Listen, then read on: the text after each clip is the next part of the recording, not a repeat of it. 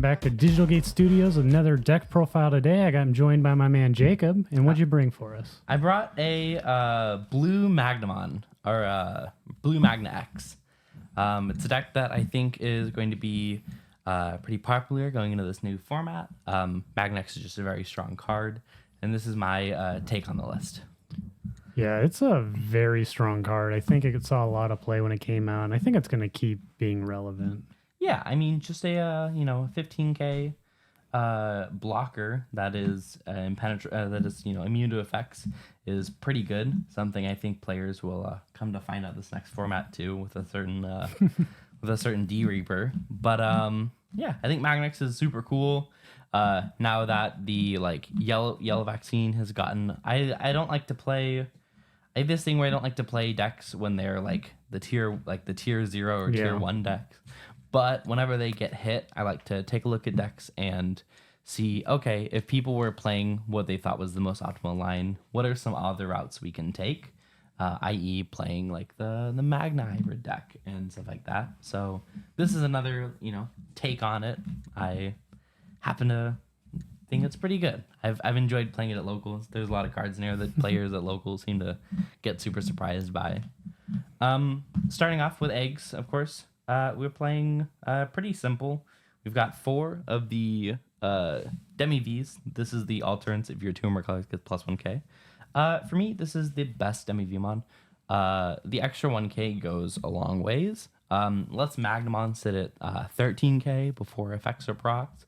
Lets my Magnamon, my level 4 Magnamon, sit at anywhere between 8 and 9k a lot of the times. So they just get to be these really beefy blockers, and I feel fine throwing them into security. The BT17 format was really squishy. You have a lot of players playing a lot of hybrid decks and a lot of decks that have a really high count of rookies and level 4s.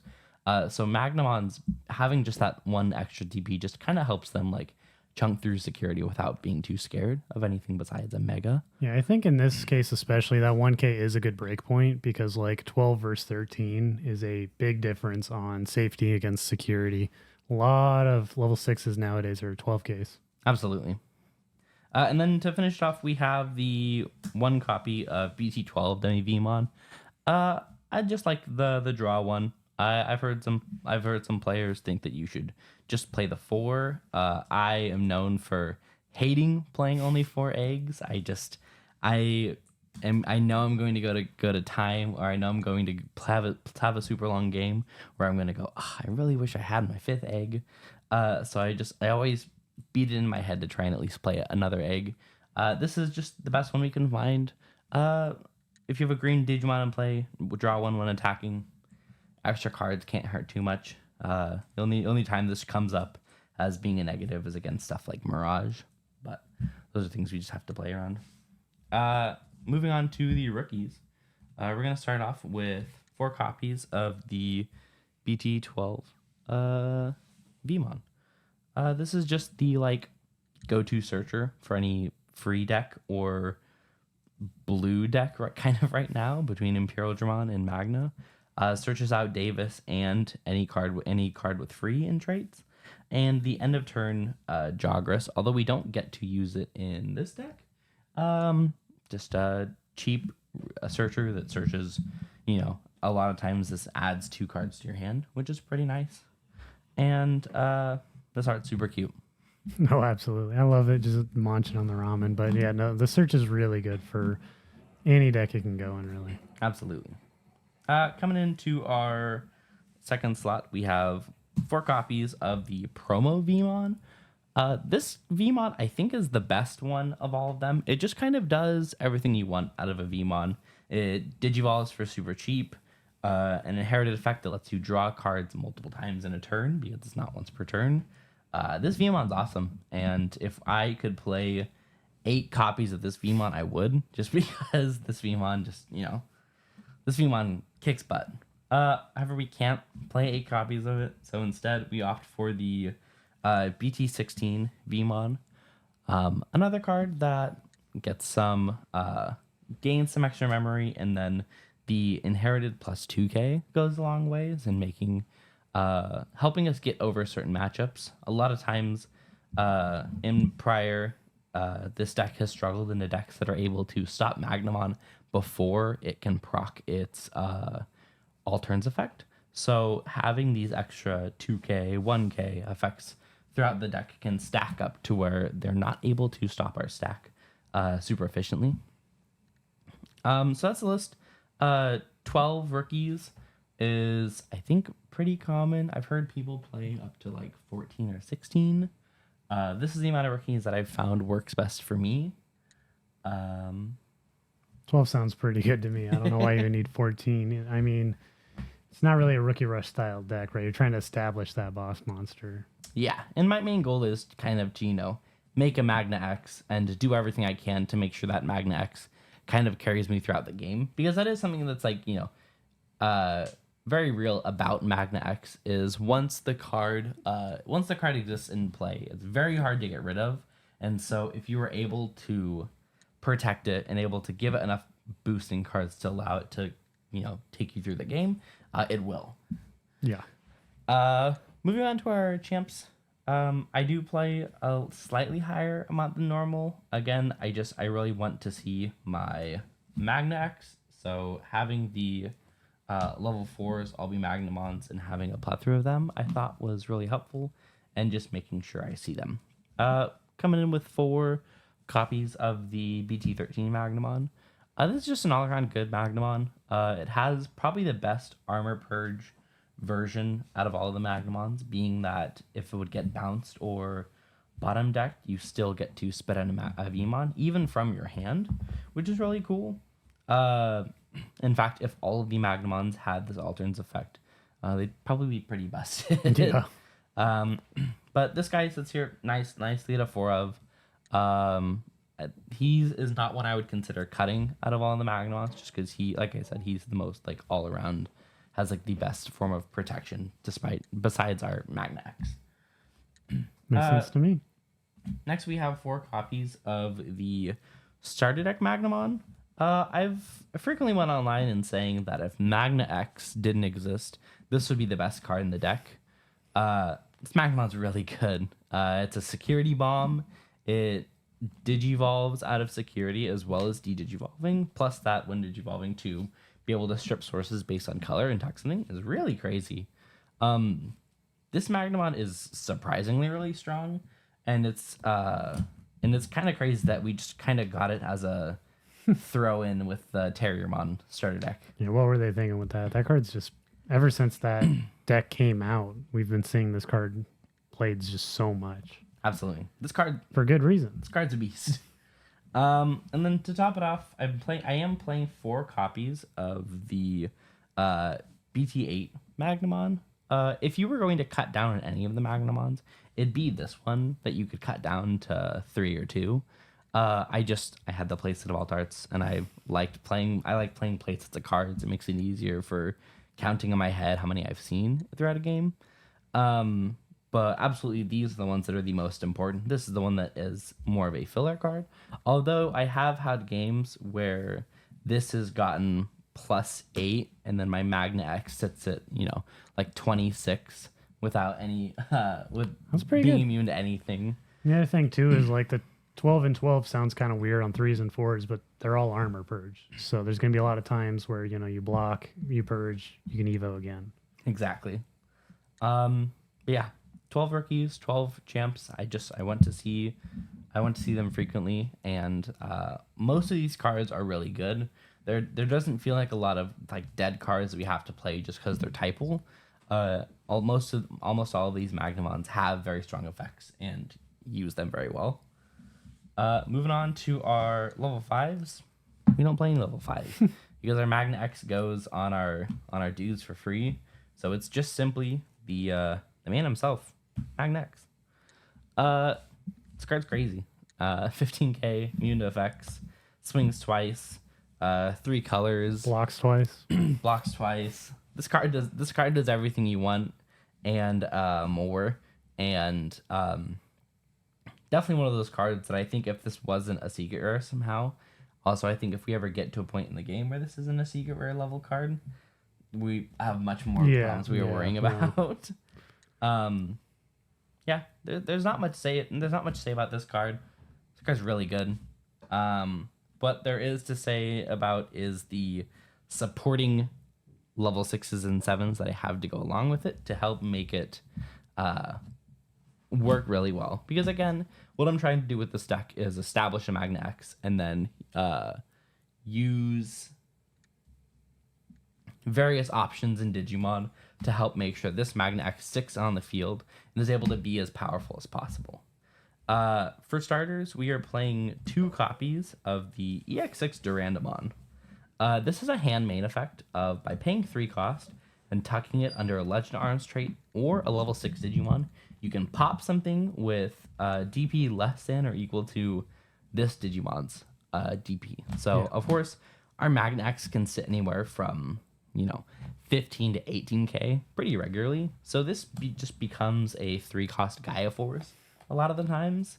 As well as the Inherited does give us Piercing, which I like very much because I have so many effects to help boost our Magnamon's DP. A lot of times I can still clear board while dealing damage and doing checks, which I think is an important part to help make Magnamon especially viable. I don't know why they put the Ore level 6 on this card. I've seen it go in a lot of weird decks, and it does a lot of work. What's even arguably weirder is our 1 copy of Parasitemon from BC17.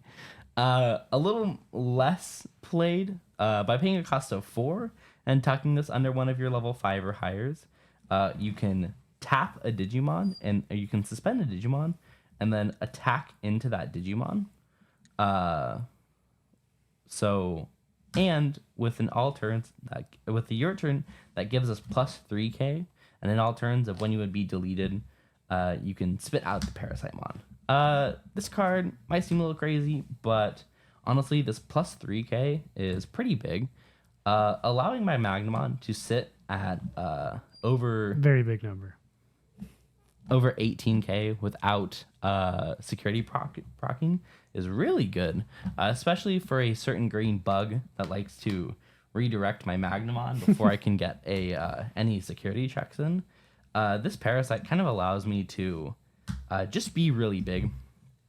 And something to note for players who are unfamiliar, because this is an interruptive effect, you are able to, if for some reason our Magna X doesn't have protection and it would be deleted, because it's an interruptive effect, we are actually able to spit out the Parasitemon and then trigger the Armor Purge on our Magna X. So a lot of times, if they're trying to pop the Magna X just to get it back down to a 4, that's a little more manageable. A lot of times we're able to produce a green level 6 that can be very useful, as well as this card has Alliance, and after it swings it can tuck under a Digimon. So I've had just a lot of games where that comes up as well. All in all, this Parasitemon might seem like a meme, and honestly probably is a little bit. But I've had a lot of enjoyment when playing with this card, and it gets a lot of opponents doing the why is this in your deck? What does that do? It's like it's tucked away under a search or something, and it constantly makes them think of, throughout the game of, why would he be playing this card? Well, this is why. This card's kind of cool. To finish off, we have some level 6s or level 7s to help finish out the game. We play 1 copy of Death X. I couldn't decide between this and Ruin Mode. I think both are really good, and I frequently go on and tell people that if you have the choice between the two, but you are in the colors to play Ruin Mode, you should play Ruin Mode, just because Ruin Mode is really, really strong. However, to kind of enforce the rhetoric that I'm trying with this deck of sticking a Magna X and riding that Magna X out through the game to victory, Ruin Mode, changing that Magna X into something that will end up dying later, isn't what I'm going for. So Death X fills in this spot, but can also very easily be a Ruin Mode. But this is, we've got a lot more hybrid decks going around now. We've got a lot of decks that are trying to go a little wider. So Death X kind of fits in nicely at that one of, like it has before. not a card that's hard to explain why it's in the deck. Next we have the one copy of the Imperial Digimon Paladin Mode Ace. I think most decks that are in blue or green are playing this right now. It's kind of a good card. The ability to the ability to threaten Ace on top of a Magna stack is really good, especially after you're tapped out. And there are a lot of really strong inherited effects throughout a lot of decks of this format. So being able to get rid of all of them and shuck their trash just kind of helps you, get rid of nasty end of attacking, end of turn effects that you would rather not have, especially in decks like Takumi Kazuchi and Darugamon. This card is really good. It fits nice at a one of. I would be playing 2, but I decided to go for fitting in a copy of Omnimon from BT5. The classic Blitz for game, especially when I'm playing cards that help Magnamon do serious damage in the form of like 2 checks at a time, chunking through 4 decks and clearing off security. So many times have I cleared through all of an opponent's security and then have just had to play a Tamer or play a rookie and pass. And obviously, a Magna X is still pretty difficult to out, but a lot of times I'd rather just be able to end the game on the spot. So Omnimon fits in nicely as that, win the game card. And because we happen to be in the colors, it works out pretty well for us. Yeah, that card's never been bad. It's been seeing less play recently, and I'm curious to see if it's going to be making a resurgence because it's old faithful, you know. Yeah. Coming through, we'll start with our Tamers because we have a plethora of options to get through. We're just playing 2 copies of BT3 Davis and 2 copies of Movie Promo Davis. These cards kind of work in tandem. Davis being one of the best memory setters you can be playing just in blue in general, as tutors out almost every card in this deck. And I can find Parasitemon. And it can grab our Parasitemon as well as another card. And then so this fits nice at a 2 of, and then our Movie Davis comes in at 2. Just helps to get extra memory turn for turn. Being able to play out Vmons when checked in security is really nice too. In tandem with cards like Magnamon, starting like Magnamon. So I just happen to like both these Tamers at 2 and 2. I don't think I would consider playing a Tamer like Davis and Ken, although the being able to play out extra Vmons is really good because we're not DNAing. Davis and Ken doesn't happen to make this list. Makes sense. Coming in through our options, we have quite a bit. For starters, we're playing 3 copies of Blue Memory Boost. Almost every card in this deck is blue, except for our odd of top end cards. And these cards are not the most important cards in the deck. There happen to be cards that I just find as nice tech cards to help clear away extra stuff on the board. So Blue Boost comes in fine as a way to just help clear through stuff that's not dig through decks for our Magnexes and our Magnamons, as well as 2 copies of Mental Training.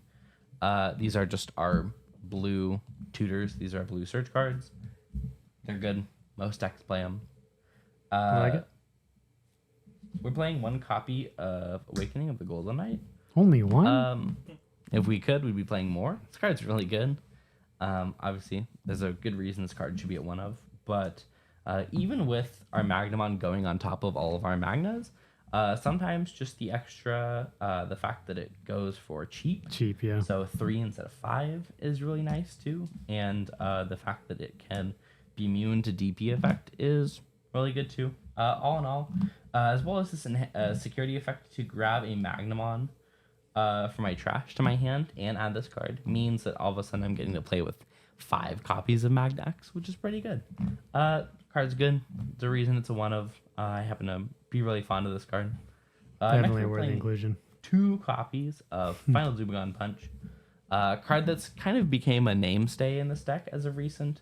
Allowing your Magnamon to do 4 checks at an abysmally high DB count just helps you close out that game really fast and helps secure, and as well as giving Magnamon a reboot means this card is going to just block for serious amounts of damage all the time. This card's really good. I would be playing at 3, But going into this next format, there is a certain egg and tamer duo that is running amok that most decks need to have an answer for. So instead of the third final Zumagon punch, we are playing the one copy of High Speed Plugin.